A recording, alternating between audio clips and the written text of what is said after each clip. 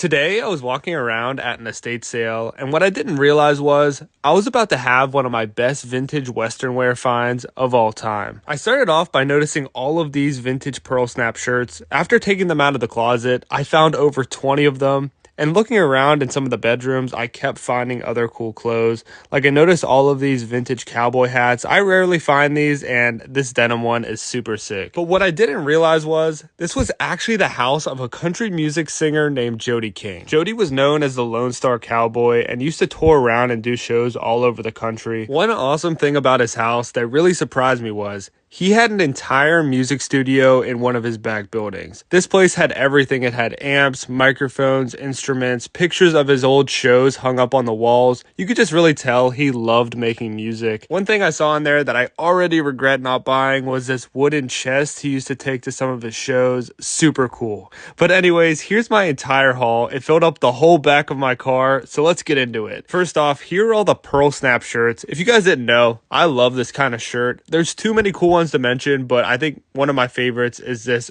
barbed wire one. Never seen one like that ever. These two fringe jackets are crazy. I usually find them in women's and these two are men's, so I was really pumped about that. And my apologies, I gotta hit you with that 0.5 lens to show you all these cowboy hats. I ended up finding 9 of them. That's a record for me. There's this denim one and then another one with barbed wire around the brim. That is super sick. Here's a few accessories I found, like the world's biggest belt buckle. I found 2 bolo ties hung up in his studio, so I had to grab those. Also, you may have noticed these in the corner of one of the clips I showed at the beginning. Vintage alligator boots. Like, come on.